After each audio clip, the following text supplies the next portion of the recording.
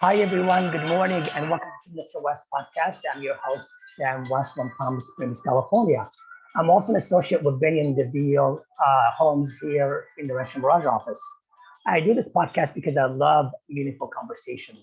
And today's topic is real estate. Now, that in itself is a meaningful, handful topic. So, my guest today is Deidre Woollard, and she is an editor at millionacres.com.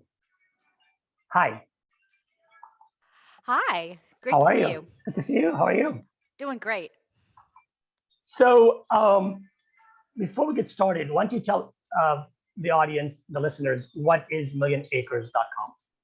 Sure. So, Million Acres evolved out of the Motley Fool, which is a well-known real stock brand, stock picking brand. And so, Motley Fool's been around for over 25 years. They decided they wanted to get into real estate investing and understand real estate and provide information for real estate investors. So, that's how Million Acres came to be. And we're about a 2-year-old brand. So, is it fair to say, and I love having you here today because it's challenging to get somebody's opinion, not even opinion, to get somebody's point of view on a topic like real estate without being so biased. And I've heard your last podcast that you're being interviewed, and you have wealth of information, and you're not a realtor or a broker or a mortgage company that you're just sort of like seeing things for one way. And it's just I struggle with that because too much optimism to me is problematic, and too much pessimism is also problematic. So um, you had a love for real estate for a long time. When did that start? I think I've always loved real estate. I think it's always interesting when you interview real estate agents, you find out that they've always loved real estate. But my angle from it is I've always loved writing about it. So I wrote about real estate for America Online for many years. I worked at realtor.com, and then I worked at a couple of real estate brokerages in Los Angeles on the marketing and communications side. And how is editing different being an editor than the past that you have been doing? Well, I sort of went on to real estate PR, and then I worked for inside.com, and I wrote their real estate newsletter. And that's how I became on the Motley Fool's radar. So when they were looking to start the brand, they reached out to me. And the idea of starting something fresh that was not residential, not commercial, but both, and really focused just on real estate investing kind of really appealed to me. And so it's just been an incredible journey about learning about some of the parts of the industry that I didn't know because I came from mostly the residential side. And now I've learned a lot about real estate investment trusts, about rental property investing, about commercial real estate. I'm working on a book on real estate crowdfunding. So there's just Love all it. of these ways of investing in real estate that Love it. I wasn't really aware of. And it's Right. fascinating. There's so much out there. Right. So let's jump right in. So let's talk about what I call this timing that we're in, and I call it sort of very active market. I know people don't want me to say that, but I call it reactive as opposed to healthy. Everybody's just reacting. You know, Mhm. where why do you see that? Why do you see that is? I mean, obviously it's supply and demand, so we get that, but I'm not even referring to that end of it. Um, what changed in the last couple of years, at least in the last year, that created this manic uh, uh, sort of behavior from the buyers and the sellers? Well, it's really interesting to me because I've talked to a bunch of economists. Nobody's ever seen this before. Nobody really knows how to predict what's going to happen because when the real estate market paused in March of 2020, we didn't really expect it to come back the way it did. And so the sites like Zillow and Redfin and all the others, they saw a ton of traffic and they thought, well, that's people at home just, dreaming. Right. But then all of a sudden it turned into this thing where there was so much demand for buyers and there was so much demand for properties in resort markets on the luxury side. Like all of this demand came from a bunch of really different places. It wasn't just the traditional starter home market. And now, even a year later, I mean, supply, it's dwindled to practically nothing. And especially in resort markets, people are still so unsure about when we're all going back to work, what that looks like. Is it going to be a hybrid workplace? So all of that is impacting the market as well. It's so hard to predict what's going to happen next. But do you think I mean, from what you've been seeing and the investing part of it is, do you think that the last year's behavior and last year obviously is coming to back to normal, so to speak? Mm-hmm. What is that going to create? It depends on if supply eases up, if people start putting their homes on the market. So far, it hasn't happened the way it traditionally does. You know, you have that spring season. That spring season, buyers are there, sellers aren't there, and at the same time, you have new homes. You know, the price of a median price of a new home now, and the median price of an existing sales home nationwide from NAR around the same price, right? That's never Right. happened before, where you can buy a new home or an existing home for a relatively equivalent price. And so that is one thing that's really interesting. The other thing I'm really watching too is single family build to rent and single family rentals in general. The demand is huge. And so there's a lot of talk about, what if there's a bubble like the great financial crisis, right? Are we going to have that same problem? I don't think we will, because you have two other things now that you have that you didn't have then. One of them is iBuying, and the other is those companies like Invitation Homes that have bought up these massive, 50, 60,000 rental properties, single family homes. So it's just a very different world than it was 10 years ago. Very much so. And you also said, which I have heard this years ago, about New York. So goes New York, so goes the rest of the nation. Mm-hmm. And I remember hearing this back when I first started. And I remember we used to say, if there's a fire, God forbid, on the East Coast, it will fly to the east to the West Coast. Sorry, from the east to the west. And that's how things get determined. Now, New York suffered a lot in the last year, COVID-wise, financial-wise, commercial real estate, residential real estate. When that happened during that period, the West Coast didn't have that issue. So how does that theory apply when in fact it didn't really apply? It did and it didn't, because where it hit was San Francisco. So New York and San Francisco both saw their rents drop. But but no, it didn't happen as much in Los Angeles. I think partly because LA is by nature more spread out. Rents went down a little bit in Seattle, but then again, you didn't really have you didn't have a lot of job loss in Seattle, and you didn't have a lot of people necessarily leaving in droves. Part of the thing in New York is just that prices are so high, so that when people suddenly could work from home for 6 months or possibly longer, they just took advantage of it.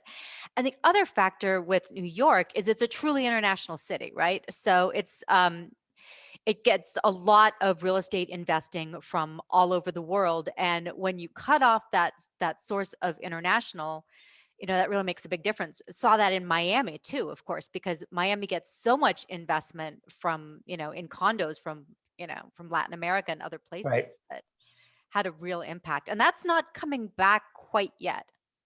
You've also mentioned last time I heard you talk about the investors in the future in the medical office space. Mm-hmm. You want to mention that? I thought that was very interesting. Yeah, there's a couple trends there. One of them is life sciences. So life sciences is sort of somewhere between office and medical. So like lab work, and of course we've all thought a lot about that in the last year or so. But life sciences is big. It's almost as big as industrial on the commercial investing side right now. And the other thing is, medical in general, wellness. We're seeing a lot of like mall conversions, adding medical offices, adding things like spa services like Botox and things like that. You've got this focus on wellness. And I think that was happening before COVID, the whole aging of America, long tail demographic there. But COVID kind of brought it home to everybody. So all of a sudden, everybody wants to spend more on wellness. And there's more of a focus on wellness in apartments. There's focuses on things like air and light. And so all of that is sort of contributing to that trend in the office space as well with medical. So I'm not sure if you know about this, but I'm trying to figure it out as well. What do you know about the people that are in forbearance that are about to end in June, that obviously during COVID, the lenders took a stop on? My understanding is, and I don't know if you know this or not, my understanding is that the lenders did something which I thought was great. that the borrowers have the option to, at the end of June, is to add that owed amount to the end of the loan, which is great if you can afford it, if you can catch up.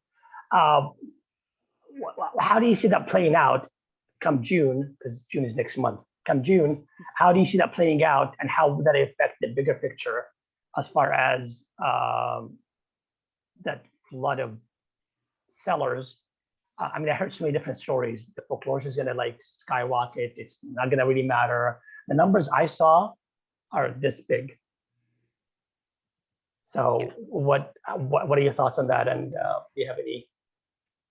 Yeah, I think forbearance, it definitely depends on the bank, because some of the lenders are doing what you said and some of the other lenders aren't. And they're, after forbearance ends, they're expecting a large payment. And that's obviously bad news for people that don't have that available.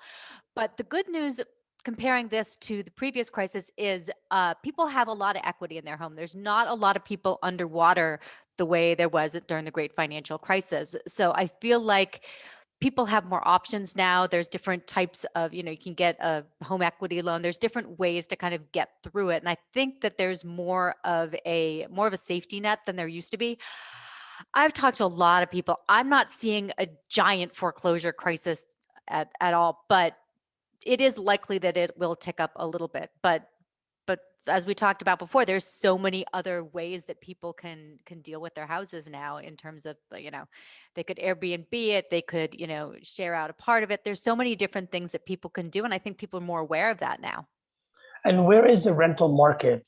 Obviously, if you can afford to buy, you got to rent, you have to live somewhere. So where is the rental market playing in all of this? Because obviously landlords, which also suffered a great deal during last year, they couldn't, evict, they couldn't raise the rent, they couldn't. I mean, I heard horrific stories on NPR, and their options that were given were not acceptable. Where is the rent going to be played out in this scenario? And obviously, how, if it goes to a certain limit or it gets to be increased, how could I be able to afford? If I can't afford to buy, can I afford to rent? Well, a couple of interesting things are happening there. First of all is, during the crisis, during COVID-19, you had like state, local, and then federal eviction moratoriums. And it was such a confusing patchwork that nobody kind of really knew what they were doing. And a lot of landlords weren't getting assistance of any sort. So now those are gradually starting to expire. So you're going to see some more evictions. The courts are already getting backed up. Rents have went down a little bit last year, starting to go back up again. It's very hard to find a single family rental. People are still interested in those over multifamily. So multifamily has been struggling a little bit. So there is definitely going to be a little bit of an eviction problem though coming up. And what does that look like as far as, I mean, that's another conversation, because I think it's like a whole different problem, especially in California, that we're dealing with the homelessness, and that's gonna, even San Francisco, it's unbelievable. That's a different conversation. The income, the ratio of the income, people that are now going back to work, or they've been working or going back to work, relatively does not correlate to the ratio, the increases in the rent or the mortgage or the buying. How is that going to play out? Well, on the mortgage side, for the past couple of years, you've had those low interest rates, right? So Right. that's sort of limited that affordability problem to some extent. But now we're just getting to a point where the prices are just too high that even low interest rates aren't going to make up the difference. Right. And the interest rates are slowly starting to rise. So there is a real problem with that. I think that the federal government is certainly aware of that. I think that's one of the reasons we have a push toward a higher minimum wage, is partly because people can't afford housing, and that's a real concern. And I feel like there's a lot of talk about it right now, but there's not necessarily a bunch of legislation in place. There's a bunch of great plans, but the interesting thing about anytime you want to make a move in, to solve a problem like this, you really need public and private capital together. And so that's kind of what we want to see. How do you incentivize developers to build affordable housing, to renovate existing housing? How do you make it pencil out for them? How do you use tax incentives, things like opportunity zones? How do you make it, make it pencil out, make it incentivized, make it, worth it. Otherwise, they're not going to do it. So if speaking of investments, where are you seeing commercial investors doing or thinking going forward? Well, right now you see so much activity headed toward the Sun Belt states, what they call the like smile states. Like last year, Phoenix had a huge year for housing. Austin is like the city right now. So you see a lot of investors looking in those markets, trying to get into places like Nashville where prices are rising. So I see a lot of activity there for individual investors like house flippers or rental properties. They can't find a property to buy to make it work, and that's one of the things that's happening is that yeah, there's no inventory for normal residential buyers. There's no inventory for real estate investors either. So there's a lot of you're probably seeing a ton of like people doing letters, campaigns, anything they can do to get someone to list anything. Well, I've seen that, to be honest. I mean, I went through that in the last one in 2000, what was it, 2004? We did, the bottle of wine thing, and I know we've done all that. So I'm just watching this now, and I'm getting a little jaded because I'm, years later, are we doing this again? Are we back to that again? They're writing the letter, and my cat and my dog, and all of that. Except now there's a new thing. Now you got to be careful with the letter. This stuff wasn't happening in 2004 about being, somehow discriminatory or fair housing. Fair housing. So things change. So you also mentioned, I remember places like the Hamptons and also like here in Palm Springs were like a still, well, the Hamptons I call it the Hamptons of LA.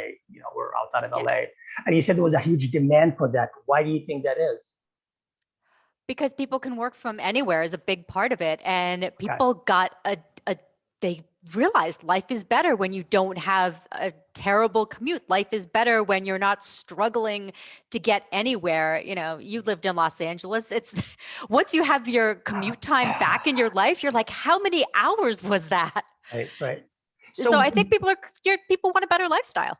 So that will change again because things are going sort of back, whatever that means. So what is that going to play a factor in? Well, I have to go to work now. I have to drive, an hour one way. I have to commute. Is that going to change the whole narratives and the dynamics of what we've been seeing? I don't think we can go back because part of the thing that happened before, right, was that companies would say, well, you can't work from home, you're not productive. Well, that argument's out the window. So I'm hearing a lot about the hybrid workforce, about people being in the office maybe 2 or 3 days a week. So if you've got a house in the Hamptons, maybe you get a smaller place in New York. Maybe, the buzzword last year was co-primary home. Instead of having a second home, you have, basically 2 homes that you kind of toggle back and forth between. So I think you're going to still see that. Just have 2 houses to go back and forth. Right. So lucky. Yeah, but you could have like a small studio in the city where you need to be, and then have your main house somewhere where it's more affordable. Right.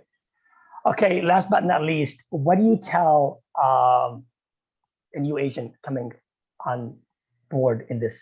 I call it manic acceleration. Like I called it earlier, very active timing.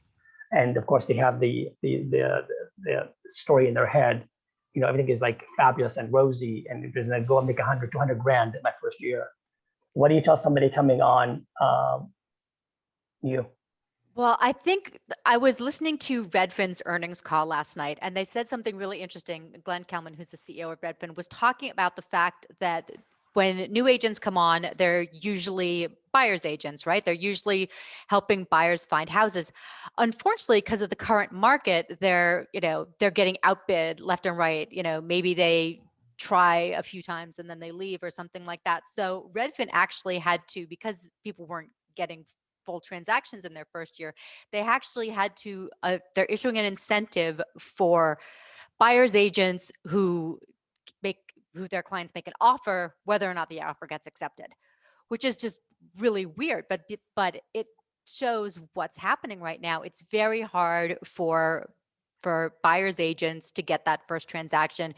It's a really tough market to be in. I mean, right now there are more real estate agents in the country than there are houses for sale, which is just a mind-blowing You know, statistic that's to me. funny. I used to say that there was a mantra in Miami, which I lived in Miami for a couple of years. There are, let me say it correctly. There are there are as many real estate agents as many as there are cars, which is there's a lot of cars in Miami because it's very Yeah. crowded. Yes. So that's the same analogy. Now to hear that in the country is a bit daunting. But I Yeah, also, go ahead. Go ahead. I also believe it's a good time to practice. So Mhm. if you can hang in there, if you can, and survive, you're gonna rock it because you've gotten beaten up so bad, or you've gotten to learn and hear stories in your first 6 months to a year that the rest should be. I say should be. Well, you and I are both fans of Nick Siegel and his book on negotiation. I mean, what a year to learn negotiation. This Right. is an awesome training ground. By the way, the book is called "If He's Listening on My Own Terms" by Nick Siegel. It's a great little book. It's big. Dear friend, great guy. Yes. That took me back for a minute. Okay, let me refocus my head. What do you tell real estate offices, brokers that are running the show, that are actually telling their agents every day, word of wisdom to facilitate their staff and their members? Well, not their staff, but also their agents. It is such a challenging market. I think you really have to support your agents. I think you really have to know what is happening out there, and and give them the tools that they need. A lot of agents have never experienced a market like this, and so it's really a challenge. I think that being a broker it's really hard in this current market because you have you have massive brokerages, you have all of this consolidation happening.